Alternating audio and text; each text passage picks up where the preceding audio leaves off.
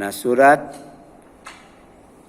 Abasa ayat 1 sampai dengan 16 terdapat firman Allah Subhanahu wa taala, A'udzu billahi minasyaitonir rajim. Abasa wa tawalla.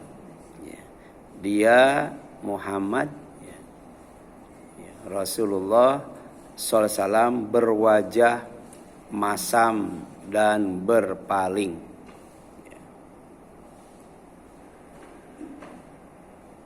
Di dunia ini terkadang tersenyum, terkadang cemberut, terkadang bermuka ceria, tapi juga terkadang bermuka masam. Tapi nanti ada masa di mana orang bermuka masam terus saja bermuka masam. Tapi juga ada masa di mana orang tersenyum terus, tertawa dan tersenyum terus.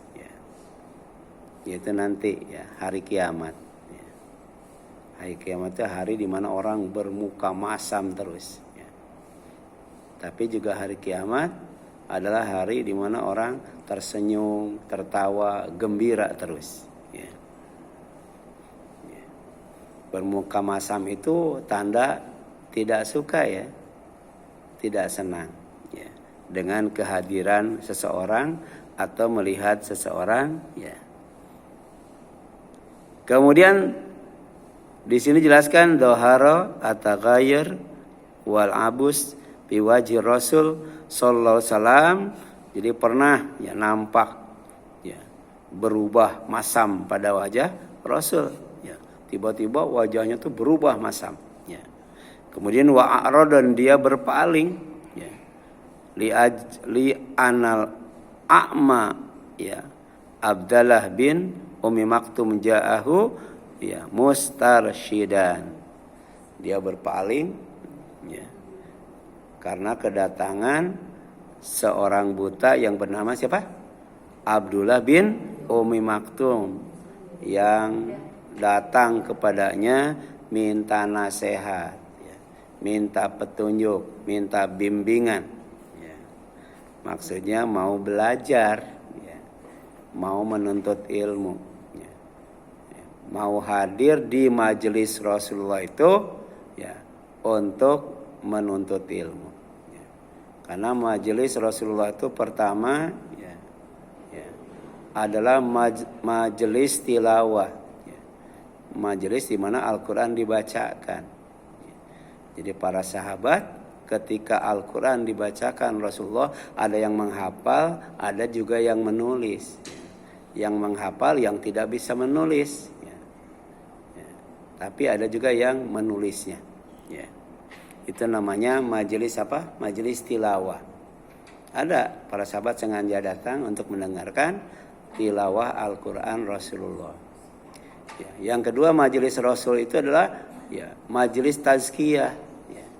Tazkiyah itu untuk membersihkan diri dan untuk mensucikan diri. Majelis taubat. Ada seorang wanita yang berzina kemudian datang kepada Rasul untuk dirajam. Artinya untuk apa? Membersihkan diri, mensucikan diri dari dosa zina. Tapi oleh Rasul, karena dia sedang hamil, disuruh pulang dulu. Nanti kalau sudah melahirkan baru suruh datang lagi. Gitu kan. Itu majelis apa? Majelis tazkiyah, tazkiyatun nafs.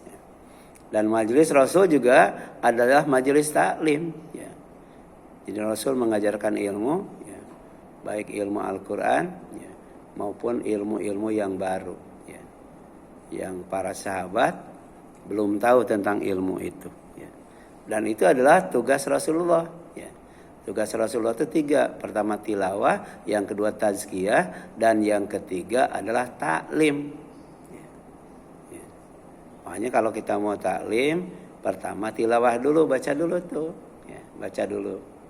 Jadi di beberapa masjid itu, ya, kalau mau taklim itu, misalnya taklimnya jam 10, maka jam 9 itu tilawah. Ya. Jadi sebelum kita taklim tilawah dulu. Ya. Bahkan ada di satu tempat itu tilawahnya itu satu ayat Al-Qur'annya, satu ayat terjemahnya, satu ayat Al-Qur'annya, satu ayat terjemahnya. Ada yang begitu ya. Tapi rata-rata yang dibaca Al-Qur'annya doang ya. Itu tilawah. Yang kedua tazkiyah ya. Di antaranya Rasul itu ya, sebelum dia taklim, setelah membacakan Al-Qur'an, ya, beliau membaca Rabbik firli wa tub alayya ya. Innaka anta. Iya. Terus sampai sahabat rajin tuh, oleh sahabat dihitung. Ternyata tidak kurang dari 100 kali. Jadi istighfar ya. Sambil menunggu taklim. Jadi diawali dengan tilawah, setelah itu tazkiyah, istighfar ya. Ada juga yang sodako. Karena sodako juga termasuk tazkiyah ya, untuk membersihkan diri ya. Baru kemudian taklim ya. Nah di sini jelaskan ya, wa kana Rasul sallallahu alaihi wasallam ya, munsyagilan bidakwati kibari Quraisy ilal Islam ya. Ketika Abdullah bin Ummi Maktum datang kemudian minta diajarkan ilmu, Rasul sedang sibuk ya, dengan dakwahnya, yaitu mendakwahi para pembesar Quraisy ya, yang diharapkan masuk Islam, diharapkan beriman kemudian masuk Islam ya, gitu. Sampai kemudian dia bermuka masam, kurang suka ya, ketika dia sedang berdakwah dipotong ya. Jadi nggak sukanya itu karena dipotong pembicaraannya ya. Sedang asik berdakwah itu ya. Anja ahul a'ma ya, karena seorang buta telah datang kepadanya, wahwa ibnu ummi maktum ya, yaitu ibnu ummi maktum radhiyallahu anhu, yang ditakdirkan oleh Allah buta. Makanya ada buta sementara, ada buta selamanya, Bu. Buta sementara di dunia, tapi buta selamanya di akhirat bagi orang yang melupakan Al-Qur'an, Bu. Ya. Melupakan Al-Qur'an, melalaikan Al-Qur'an, mengabaikan Al-Qur'an, berpaling dari Al-Qur'an. Dan orang yang seperti itu ya, hidupnya akan sempit ya, baik di dunia maupun di akhirat. Jadi kalau kita mau tenang, mau lapang, baca Quran ya. Pelajari Al-Quran, amalkan Al-Quran, ajarkan Al-Quran, sebarkan Al-Quran ya. Wa man a'radu an dzikri ya. Jadi siapa saja yang berpaling dari peringatanku, yaitu Al-Quran ya, akan kami jadikan ya, dia ya, sempit hidupnya, dan nanti akan dikumpulkan di alam mahsyar dalam keadaan buta ya. Jangankan buta, enggak buta juga di alam mahsyar bisa nyasar ya. Iya. Karena di alam mahsyar tuh enggak ada itu panah-panah misalnya ke Cilincing, kemana lagi Bu? Ke Bekasi. Enggak ada ya. Nah, makanya di sana tuh perlu yang namanya saik ya. Saik itu yang menggiring, yang memandu ya. Dan syahid, saksi. Jadi yang digiring itu nggak salah orang ya, karena ada syahid. Oh ini digiringnya ke sini, ini digiringnya ke sini kan gitu. Ada yang digiring ke surga, ada yang digiring ke neraka ya. Orang yang digiring ke surga orang yang takwa, orang yang digiring ke neraka orang yang kafir ya. Digiringnya tuh sampai pintu surga, sampai pintu neraka ya. Itu dalam surat Az-Zumar. Wasiqal ladzina kafaru ila jahannama zumara. wasiqal ladzina taqaw rabbahum ilal jannati zumara. Ya. Ya. Jadi walaupun buta di dunia, semangat menuntut ilmunya luar biasa. Ya. Bisa jadi dari rumah siapa? Ibnu Ummi Maktum ke majelis Rasul itu jauh. Ya. Sudah buta, jauh lagi kan? Gitu kan? Kan pernah ya nanya sama Rasul, ya Rasul, boleh nggak saya tidak sholat berjamaah di masjid? Kan saya buta. Kemudian dari rumah tidak ada yang nuntun. Kata Rasul, iya. Ya. Tapi ketika sampai di pintu masjid, kamu dengar azan nggak? Dengar. Kalau begitu jawab. Bayangkan. Orang buta saja yang rumahnya jauh, kalau dengar adzan wajib datang ke masjid. Ini mah buta kagak, dekat iya, ke masjid enggak kan gitu. Ya. Kalah sama Abdullah bin Ummi Maktum. Dan ternyata Abdullah bin Ummi Maktum bukan hanya sholat berjamaah saja, tapi juga menghadiri majelis ilmu. Di antaranya kebetulan ketika datang ke rumah Rasul, ke majelis Rasul, Rasul lagi mendakwahi para pembesar Quraisy, ya. Makanya mukanya masa dan berpaling dari Abdullah bin Ummi Maktum, ya. Jadi wadzalika annahu atan nabi sallallahu, dan itu terjadi pada waktu ia mendatangi Nabi sallallahu wa huwa yunaji, sementara beliau sedang berdialog, ngobrol, ya, dengan para pembesar Quraisy. Siapa? Pertama Utbah bin Rabi'ah, ya. Ini dedengkot kafir Quraisy tuh. Utbah bin Rabi'ah. Kemudian siapa lagi? Ya, Abu Jahal bin Hisham, ya. Jadi sampai meninggal, ya, Abu Jahal itu nggak masuk Islam. Padahal Abu Jahal itu diharapkan, ya, beriman dan masuk Islam. Ya. Dia berdoa, ya Allah kuatkan Islam, ya, menangkan Islam dengan dua Umar. Dua Umar itu pertama Umar bin Khattab, yang kedua adalah Abu Jahal. Tapi doa Rasul, ya, yang dikabul adalah Umar yang masuk Islam. Abu Jahal enggak, ya. Jadi artinya bahwa Rasul itu cuman bisa berdakwah, cuman bisa mengajar, mengajak, memperingatkan, ya. Adapun iman dan Islamnya itu urusan siapa? Urusan Allah. Itu masalah hidayah, ya. Masalah hidayah. Jadi dakwah itu nggak boleh ngotot, Bu. Ya. Sama seperti kita membangunkan anak untuk sholat subuh, tapi tetap aja nggak sholat. Tapi terus bangunkan, Bu. Karena anak mau sholat itu masalahnya masalah hidayah, masalah kualitas iman dan Islam. Justru kita karena sering membangunkan, kita akan dapat pahala. Apalagi kemudian anak itu tuh jadi mau sholat subuh, jadi rajin sholat subuh. Itu lebih baik daripada unta merah katanya. Unta yang terbaik. Ya. Tapi kadang-kadang kita suka ini ya putus asa. Udahlah, ngapain dibangunin, nggak bangun-bangun, kan gitu ya. Ngapain diajak ngaji, nggak mau. Ya, ibu tiap hari samperin, ajak yang nggak ngaji itu. Ya. Kalaupun dia nggak mau, ajak tiap hari, Bu, sampai mau, Bu. Sampai mau, jangan bosan, Bu. Ya, jangan bosan. Ya. Ajak tiap ini. Jadi dari rumah ke sini kan ada kiri kanan kan ada teman, ada saudara, ya. Itu ajak untuk ke majelis ilmu. Adapun mau dan tidaknya itu urusan Allah, ya. Kita kan pengennya apa? Pahala kan? Yang kita pengen adalah pahala atau kebaikan. Nah, sementara hidayah, iman dan hidayah Islam itu urusan Allah, ya. Kemudian siapa lagi? Wa Abbas bin Abdul Muthalib. Nah, ini masuk Islam enggak? Masuk kalau ini Abbas, ya. Ya. Bahkan Abbas itu anaknya itu ahli fikih, ya. Oleh Rasul didoakan supaya jadi ahli fikih, ya. Namanya Abbas, ya. Ibnu Abbas, Abdullah bin Abbas. Kalau anak Umar, Abdullah bin Umar. Ya. Anak Abbas, Abdullah bin Abbas.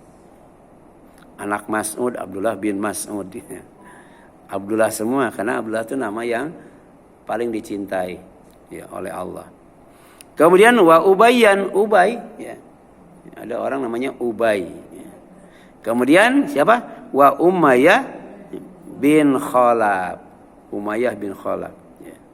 Kalau tidak salah ini yang dibunuh oleh Bilal ya. Ya, karena pernah nyiksa Bilal tuh. Ya. Jadi dibuka bajunya, ya. Kemudian dibaringkan di atas pasir, ya. Ya. Di bawah, ya, matahari. Disuruh murtad. Udah gitu ditindih batu lagi. Ditindih batu. Jadi kalau batu ada di bawah, ya, terik panas matahari waktu itu, ya, nyimpen telur mateng.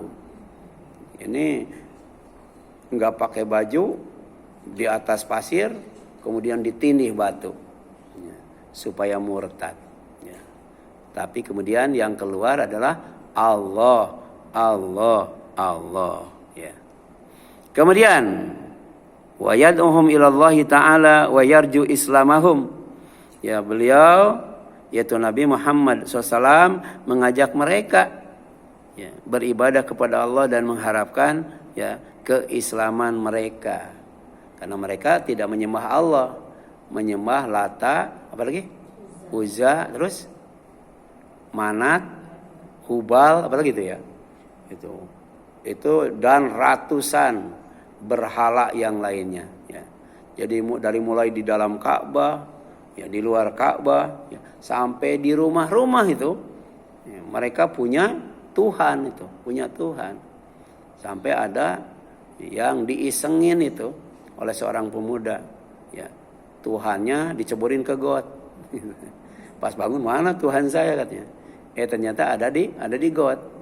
Akhirnya diambil, dibersihin lagi, simpen lagi, dicuri lagi gitu. Ya. Masa Tuhan diceburin ke got diam, ya. Maksudnya dakwahnya dengan ngasih pelajaran seperti itu. Ya, tapi tetap aja kalau hidayah belum singgah, ya, dia tetap dalam keadaan musyrik, ya. Seperti mereka, ya. Itu dari berapa orang itu yang menerima cuman Abbas doang, ya. Cuman Abbas. Ya, yang lainnya tidak menerima, Bu. Ya. Maka faqama Ibnu Ummi Maktum, ya, waqala, ya, ketika sedang asik, ya, mengajak mereka masuk Islam, ya, Abdullah bin Ummi Maktum itu berdiri seraya berkata, ya Rasulullah, alimni mimma allamakallah, ajarkan kepadaku ilmu yang telah Allah ajarkan kepadamu. Ya, jadi hadirnya ke majelis Rasul itu untuk tolabul ilmi, ya, gitu. Minta ilmu yang baru, ya, yang belum diajarkan kepadanya, tapi sudah diajarkan oleh Rasulullah sallallahu alaihi wasallam. Ya. Kemudian waja'ala yunadihi wa yukarriru an-nida. Dia mengulang-ulang tuh panggilannya tuh, ya. Mungkin ini, ya, yang menyebabkan Rasul bermuka masam dan berpaling. Ya, jadi ternyata ada adab menuntut ilmu. Ada menuntut ilmu pertama tidak boleh memotong pembicaraan. Yang kedua, ya, itu nggak perlu diulang-ulang terus, kan? Diulang-ulang terus, ya. Cukup sekali atau dua kali lah, gitu. Jadi sebenarnya bukan Rasul tidak mendengar, bukan, ya. Tapi mungkin apa jengkel atau gimana, ya. Nah, kemudian waja'ala yunadi wa yukarun anida wala yadri annahu mustagil mukbil ala ghairihi. Dan ternyata Abdullah bin Maktum juga nggak salah, karena dia tidak tahu bahwa Rasul itu lagi sibuk, ya. Jadi tidak menghadap kepada Abdullah bin Ummi Maktum, tapi malah menghadapnya itu kepada para pembesar Quraisy, ya. Jadi intinya mah dua-duanya tidak salah, ya. Dua-duanya karena dasarnya tidak tahu, ya. Dasarnya tidak tahu, ya. Nah, yang Abdullah bin Maktum tidak tahu, tapi kalau Rasul, ya, karena sikap Abdullah bin Maktum di majelis ilmu qalilul adab, ya, kurang sopan, ya, kurang sopan.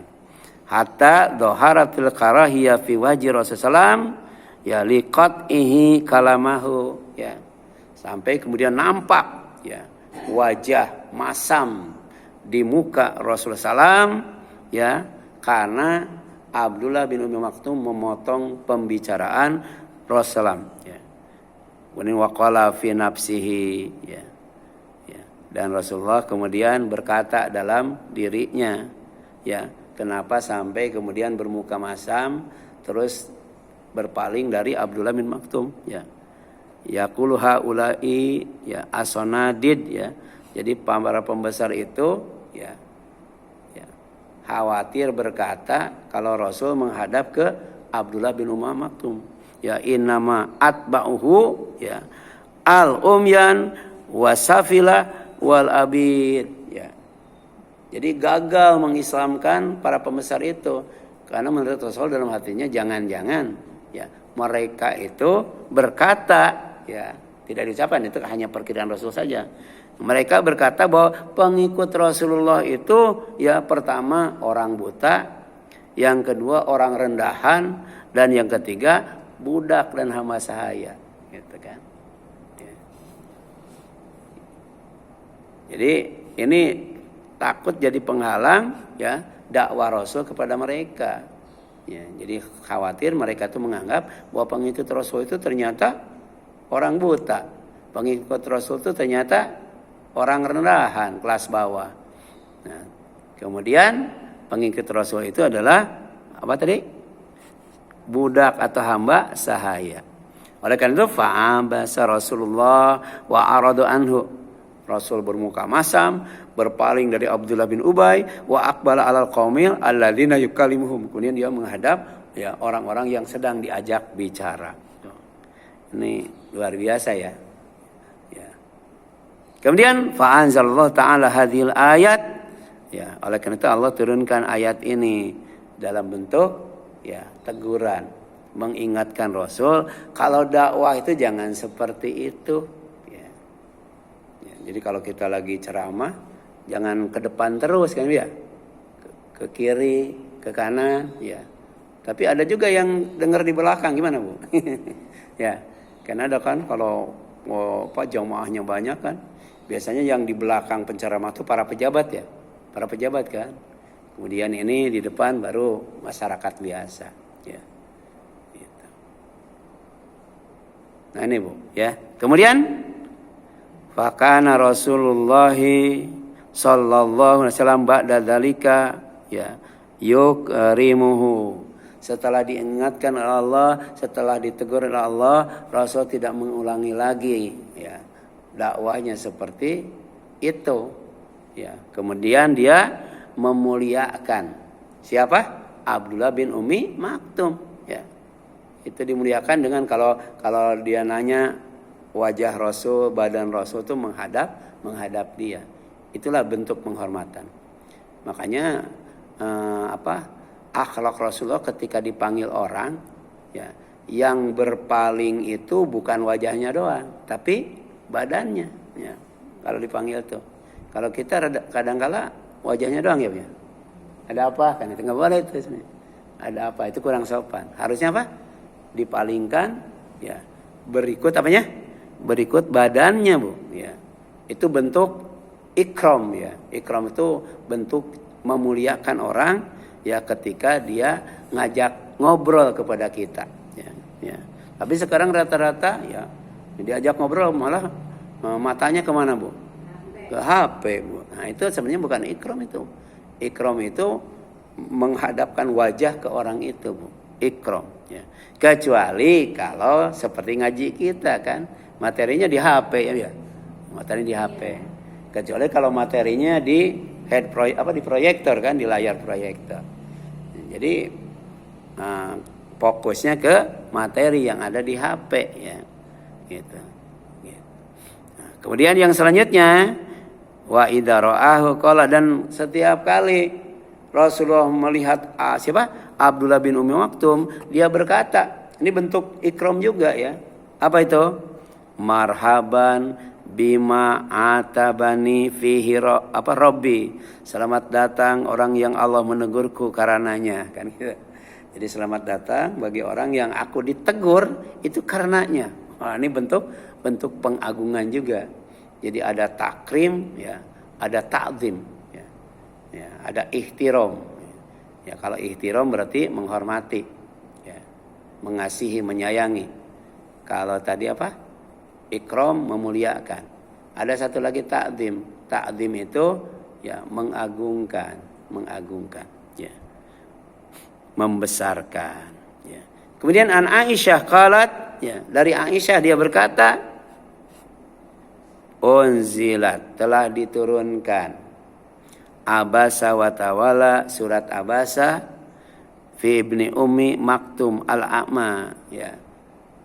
Ketika ya berkaitan dengan apa? Ibnu Ummi Maktum, seorang lelaki yang buta.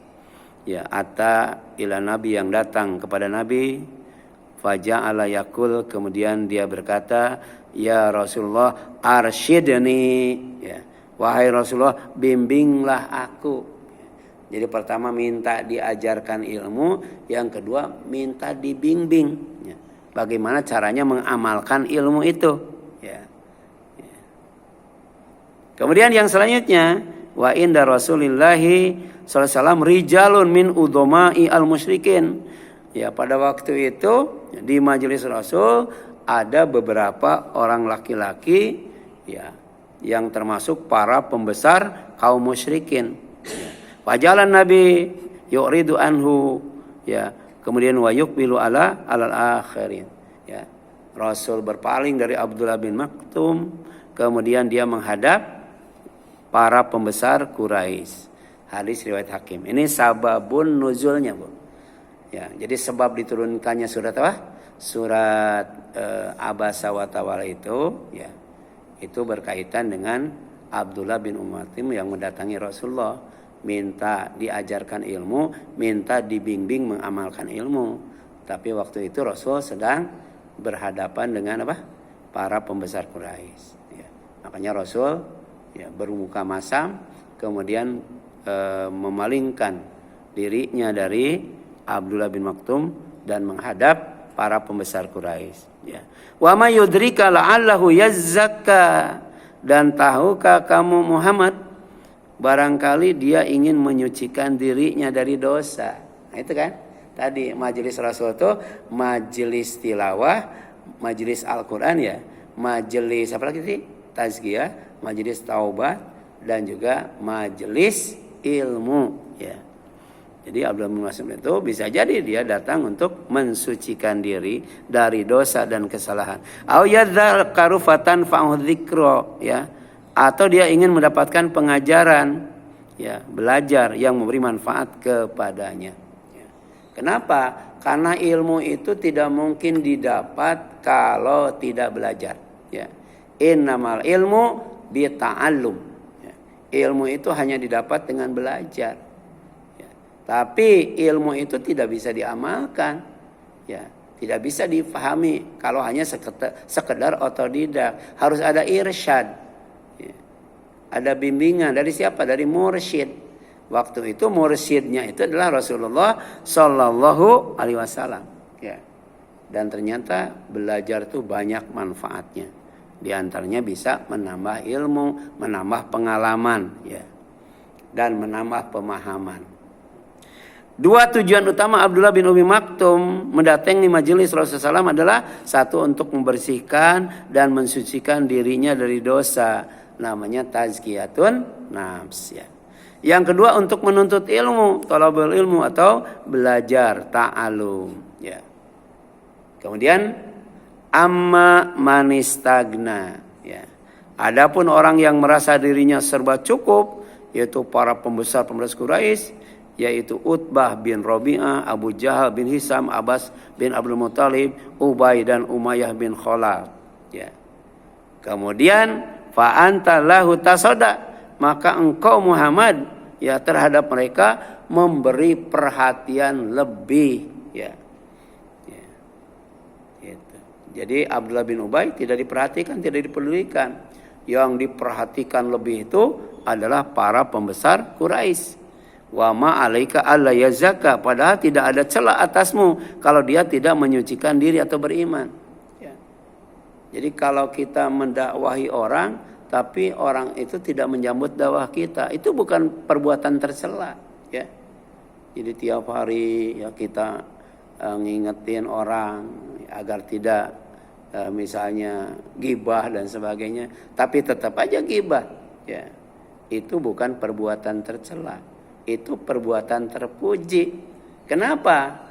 Karena hasilnya itu bukan tugas kita, bukan kewajiban kita, tapi itu adalah hak Allah, ya. Hak Allah, ya. Sampai Abu Thalib saja yang paling dicintai oleh Rasul ditalkinin, tetap aja nggak mau mengucapkan la ilaha illallah, ya. Ya. La tahdi man ahbabta, ya. Innaka la tahdi man ahbabta. Engkau tidak bisa memberikan hidayah sekalipun kepada orang yang engkau cintai, ya. Kemudian yang selanjutnya, karena keimanan seorang erat kaitannya dengan hidayah Allah, ya. Dengan hidayah Allah. Dakwah itu ibadah, usaha, tapi hasilnya itu ya urusan Allah, ya, dalam bentuk hidayah. Yamununa alaika an aslamu, ada orang yang salah, ya. Ya, mereka berharap keislaman itu, ya, kepada Rasulullah, ya. Jadi mereka masuk Islam itu karena siapa? Karena Rasulullah, bukan, ya. Islam itu anugerah Allah, ya. Nah, la tamunnu alayya islamakum, kamu jangan berharap, ya, ya, keislaman kamu itu, ya, itu kepadaku, ya. Ya. Jadi masuk Islam kamu itu bukan karena aku, kan? Yang benar itu balillahu yamunnu alaikum an hadakum lil iman. Allah yang menganugerahkan kepada kalian, memberikan hidayah kepada kalian, hidayah iman. In kuntum shodiqin, jika kalian termasuk orang yang benar. Inilah, ya, keimanan, keyakinan, akidah yang benar bahwa hidayah itu urusan Allah. Islamnya seseorang itu urusan Allah, ya. Seperti Rasul kan minta supaya yang masuk Islam itu dua-duanya. Siapa? Umar dan Abu Jahal. Tapi tadi karena hidayah itu urusan Allah, malah yang masuk Islam, ya, tidak duanya, cuman Umar bin Khattab saja, ya. Kemudian wa amma man ja'aka yas'a, berbeda, ya, adapun orang yang datang kepadamu dengan bersegera untuk mendapatkan pengajaran, wa huwa yasha, sedang dia takut kepada Allah, fa anta anhu talaha, ya, malah engkau mengabaikannya, ya, mengabaikannya, ya. Jadi tidak boleh dai itu mengabaikan orang yang didakwahi, ya. Ustadz itu tidak boleh mengabaikan, ya, orang yang datang, ya, minta diajarkan ilmu atau minta, ya, dibimbing tentang pelaksanaan ilmu itu, ya. Talaha itu artinya mengabaikan. Kemudian Rasulullah SAW, pemilik pribadi yang agung dan mulia, lagi maksum, beliau bermuka masam kepada Abdullah bin Umi Maktum serta berpaling darinya menjadi syariat dalam berdakwah, ya. Jadi lupanya Rasul, abainya Rasul, ya, gitu. Ya. Termasuk juga lalainya Rasul, ya. Itu memang maksud Allah supaya, ya, dijadikan syariat. Dakwah itu enggak boleh berat sebelah. Dakwah itu enggak boleh ke sini perhatian, ke sini enggak peduli, enggak boleh itu. Ya, itu syariat dalam dakwah, ya. Seperti Rasul pernah mengharamkan apa? Madu, ya. Ya. Padahal madu itu haram enggak? Halal, ditegur juga supaya jadi syariat, ya. Jadi pelajaran bahwa yang mengharamkan itu adalah hak Allah, ya. Jadi jangankan ustaz, jangankan kiai, jangankan ulama, jangankan habib, Rasul saja ditegur ketika mengharamkan madu, ya, gitu, ya. Ada nggak Bu yang mengharamkan madu, Bu? Ada, ibu-ibu suaminya nggak boleh. Iya, ada yang mengharamkan madu, baik madu dalam artian apa? Minuman, atau madu dalam artian khusus, ya Bu, ya. Boleh enggak? Ya, wanita mengharamkan madu? Enggak boleh. Karena madu itu atau poligami itu syariat syariat Islam, syariat Allah, ya. Ya, tidak boleh menentangnya, tidak boleh menolaknya. Ya, ya. Dan ternyata madu itu dibolehkan kalau adil. Kalau tidak adil mah haram, Bu. Ya, dibolehkan. Dan dalam kitab ya, Ayatul Ahkam dijelaskan Rasul ya, poligami itu pertama untuk pendidikan. Makanya yang dinikah Aisyah. Aisyah tuh pintar. Ya, sering disuruh ngajar oleh Rasul, gitu kan. Yang kedua, untuk menerapkan syariat. Ya, dulu mantan istri anak angkat itu haram dinikah oleh bapak angkat, nggak boleh. Tradisi jahiliyah. Jadi kalau punya anak angkat kemudian nikah dicerai, maka bapak angkatnya nggak boleh nikah. Ya, contohnya Zainab ya. Zainab. Tapi kemudian turun, ya. Itu tidak haram, halal. Kemudian dinikah tuh Zainab supaya jadi syariat ya. Zainab Hinun, lupa lagi coba ya. Ada yang ingat, Pak? Ya. Lupa itu. Kemudian yang ketiga siasah, Bu, dalam rangka politik ya. Dalam rangka politik ya. Itu ada suku namanya Bani Mustalik, Bu. Setelah ditaklukkan tetap aja enggak mau masuk Islam. Maka cara ya yang jitu yang dilakukan oleh Rasul, anak kepala suku dinikah, Bu, oleh Rasul. Maka kepala sukunya masuk Islam dan kemudian semuanya masuk Islam. Itu siasah. Jadi poligami itu bukan nafsu, Bu, bukan nafsu. Ya, ada misi dakwah di dalamnya itu. Pertama tadi apa? Untuk pendidikan, nikah Aisyah. Kemudian untuk apa tadi? Untuk syariat, ya. Hindun kalau nggak saya. Gitu. Kemudian nikah siapa? Untuk politik. Zainab itu. Zainab binti Jahsin kalau nggak salah. Baru yang keempat untuk apa? Untuk sosial, Bu. Sosial. Untuk menyantuni, Bu. Ya. Rasul nikahi siapa? Di antaranya nikahi seorang ibu yang kulitnya hitam, anaknya banyak, udah gitu pencemburu lagi, Bu. Dinikah oleh Rasul itu, ya. Kenapa? Mau mengurus anak yatimnya, Bu. Anak yatimnya. Dan itu salah satu latar belakang perintah poligami itu untuk mengurus anak yatim, Bu. Tapi dengan catatan harus adil. Kalau sekarang mah kadang-kala dasarnya apa, Bu? Nafsu ya. Itu. Ya. Makanya banyak ibu-ibu yang nolak. Kenapa? Karena nggak tahu bahwa poligami itu seperti itu latar belakangnya ya. Nah, kemudian yang selanjutnya beliau bermuka masam kepada Abdullah bin Ummi Maktum serta berpaling darinya menjadi syariat dalam berdakwah ya. Yaitu tidak memilih-milih dan memilah-milah orang yang didakwahi ya gitu. Makanya dulu sempat ada dai eksekutif, Bu. Kalau dakwah itu enggak dikasih duit tuh. Dikasih kunci mobil, Bu. Iya. Jadi kalau pulang dari dakwah tuh dikasih kado segede korek api ya, Bu ya. Pas dibuka isinya kunci mobil, dikasih mobil. Itu dulu namanya dai eksekutif, Bu ya. Ada juga dai yang biasa-biasa saja. Ya, kalau habis dakwah ya sama pengurusnya tuh terima kasih jazakumullah khairan katsira. Ya, udah. Cuman itu doang. Ada, Bu. Ada, Bu. Saya dulu tiap malam itu, ya, maaf bukan tiap malam Jumat itu kalau nggak salah tuh, sekitar dari rumah tuh 60 kilo, ya. Jadi naik motor boncengan sama temen itu, masih pesantren, Bu, ya, mau hujan deras, Bu, memang semangat tuh, karena yang ngaji banyak, Bu, ngaji banyak, ya, tapi setelah ngaji cukup hatur nuhun. Gitu. Ya, ulah kapok kan gitu ya.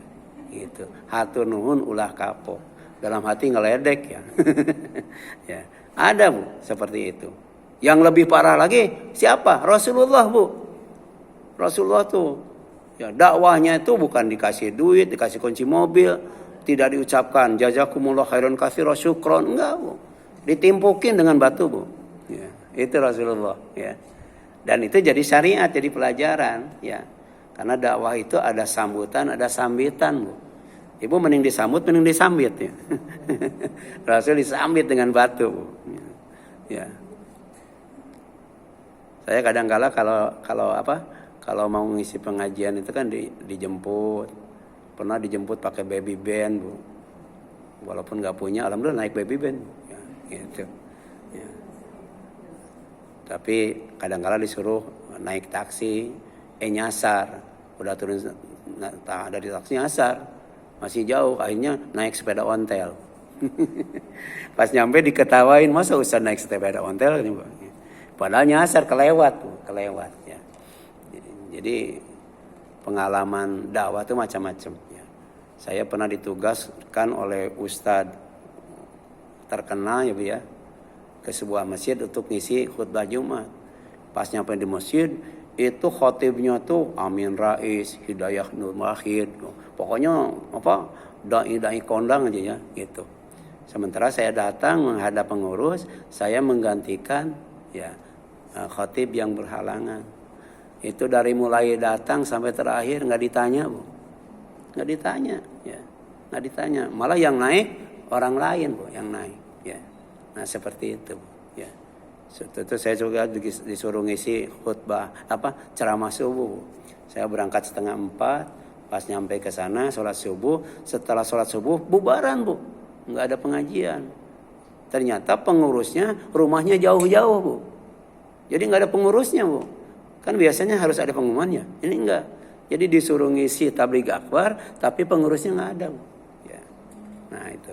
Makanya dakwah itu harus ikhlas, Bu. Harus ikhlas, Bu. Ya, mau disambut, mau disambit, mau dimanja, mau kagak, gitu kan, ya. Ya. Kala innaha tadzkira, ya, sekali-kali jangan begitu, ya. Dakwah itu tidak boleh milih-milih dan tidak boleh milah-milah. Sungguh ajaran-ajaran Allah yang disebutkan tadi itu suatu peringatan, ya. Ya. Jadi Al-Quran itu peringatan, Rasul itu pemberi peringatan. Tapi karena Rasul sebagai manusia terkadang diingatkan oleh Allah SWT, ya, kalau salah dan keliru. Faman syaa dzakara, ya, maka barang siapa menghendaki tentulah dia akan memperhatikannya, ya. Jadi wajib itu memperhatikan peringatan, ya. Nanti kalau ada pekan kelima kita akan membahas peringatan yang diabaikan. Jadi peringatan tuh harusnya apa? Diperhatikan, dipedulikan, kemudian dilaksanakan, ya. Setelah itu diingat terus, jangan sampai lupa, ya. Jadi Rasul itu ingat terus setiap ketemu dengan Abdullah bin Ubay, ya, dia kemudian memuliakannya, bahkan selalu mengatakan, ya, selamat datang, ya, wahai orang yang karenanya aku ditegur oleh Allah, kan, gitu kan, ditegur oleh Allah, ya. Kalau kita kadang-kala gengsi, ya Bu, ya, kalau diingatkan, ya, kalau diingatkan, ya. Gitu. Kan saya pernah tuh diskusi dengan teman itu, ya, bahwa kalau kita mau melakukan sesuatu, kita harus ngasih tahu dulu, ya, gitu. Harus minta izin dulu. Maksudnya kalau kita mau sholat, itu harus ngasih tahu dulu sama Allah, harus izin dulu. Ya, dengan membaca usoli, kan, gitu, ya, gitu. Saya katakan, ya, emang kalau mau pergi ke pasar, ya, misalnya, ya, ada enggak bilang dulu saya mau ke pasar, izinkan saya ke pasar, kan, gitu. Itu cuma dijawab begitu, Bu, gitu. Itu sampai berapa tahun nggak nanya-nanya, Bu. Ya, kadang-kala kalau diingatkan orang nggak seneng, ya, Bu, ya. Ya, harusnya kalau diingatkan itu diperhatikan, dipedulikan, kemudian dilaksanakan kalau itu baik, terus diingat terus, Bu, diingat terus, ya. Bagi yang mengingatkan juga dapat pahala, ya, Bu, ya. Kemudian fi suhufim mukarramah, di dalam kitab yang dimuliakan di sisi Allah. Jadi Al-Qur'an itu Al-Karim. Kalau mau hidup mulia, dimuliakan oleh Allah, dimuliakan oleh sesama manusia, dimuliakan sebagai orang yang bertakwa, dimuliakan sebagai ahli sorga, maka tadi jangan jauh dari Al-Quran. Marfu'ah mutahharah, Al-Quran juga yang ditinggikan dan disucikan. Ya, surga itu tempat yang suci, tempat yang tinggi. Allah Maha Suci, Maha Tinggi. Kalau tidak disucikan dan tidak ditinggikan, tidak mungkin kita dekat dengan Allah. Tidak mungkin kita masuk ke dalam surga Allah. Harus ditinggikan derajat kita, harus disucikan hadas najis, kemudian dosa dan kesalahan. Karena di surga itu tidak ada yang berhadas ya. Di surga itu tidak ada yang bernajis. Makanya di surga tidak ada WC, tidak ada kamar mandi. Sekalipun ada sungai bukan buat mandi tapi buat minum. Ya. Itu penting, Bu. Ya, jadi kalau mau kita masuk surga dekat dengan Allah, di sisi Allah, pertama kita harus mendapatkan karomah. Ya.